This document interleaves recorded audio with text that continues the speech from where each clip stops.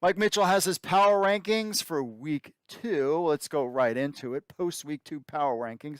Number 1, no doubt about it, Houston Roughnecks. The Roughnecks are now technically, sort of, 7-0 in XFL play after topping the Arlington Renegades 23-14 on Sunday night. The unbeaten streak, of course, started in 2020 and continues.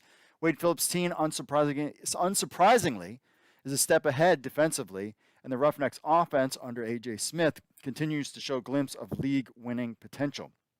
They are a team. There's no doubt about it. Number 2, the St. Louis Battlehawks, Cacaw. They're off to a flying start in their 2023 campaign. St. Louis has kicked off their return to the XFL with 2 thrilling come-from-behind road victories.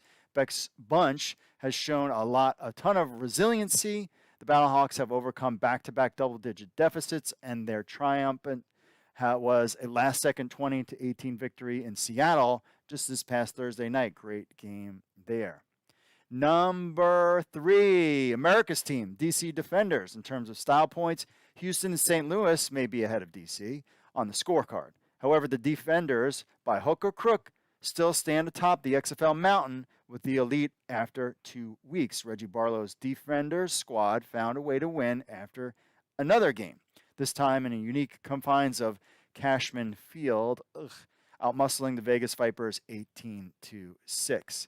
On to number 4, Arlington Renegades, 1-1. Initially entered the possibility of slotting Arlington down to 5th or even 6th, Mike Mitchell says, behind San Antonio and even winless Seattle, especially after Bob Stoops' squad squeaked by with a fluky Week 1 win and looked outmatched early on in Week 2 against Houston, falling behind 11-0. But Arlington battled back, made a game of things in a rough spot on the road, thanks mainly to 2 forced fumbles on special teams by wide receiver Lawan Winningham and brilliant adjustments by Jay Hayes and Tim Lewis defensively to slow down Houston's attack, but they still did not win. I'll throw in there, is Plitt the guy? Just throwing that out there. Is he a guy? You have Kyle Sloter. I don't know why Kyle Sloter's not in the game. That's just me. Number 5, San Antonio Brahmas. Hines Ward got his first professional victory as head coach. The Brahmas bounced back after a soul-crushing Week 1 loss in front of 24,000 fans in San Antonio. Week 2 was a much-needed rebound for Ward's squad, also helps them in San Antonio. Hey, these guys are legit. The Brahmas jumped out in front, got an outstanding balance from their offense, defense, and special teams, and outclassed a woeful Orlando team 30-12 in every respect. Jack Cohn could be a guy. We'll have to keep an eye on that. Seattle Sea Dragons 0-2.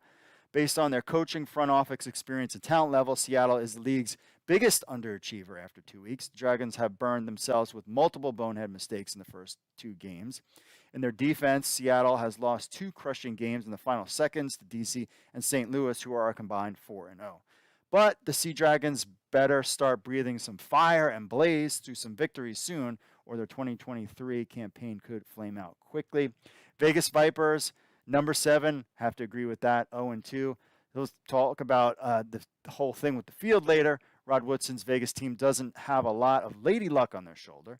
They lost in Week 1 without giving up an offensive touchdown, and in Week 2, they drew the wrong opponent and the defenders who were better equipped to play small ball and grind out yards. Brett Hundley showed a spark at quarterback, but his wide receivers, whether it was because of the elements or not, came up short, dropping multiple key passes during Saturday's game. I think they could be on their way. They're okay. Number 8. Sorry, Orlando. I love you. Thinking about going to a game, too. Guardians have lived up to their preseason projections. The projection was based on Orlando's poor roster construction by DPP Larry Lee and the inexperience and quality of the team's offensive staff. Tony Carter has held up reasonably well as Orlando's defensive coordinator, but the rest of the staff and decision-making schemes have been kind of awful in their first 2 games. We'll see if they put it together. Buckley was not happy about that. And Mike Mitchell puts it at number 9, Cashman Field. The playing surface at Cashman Field was anything but a field of dreams.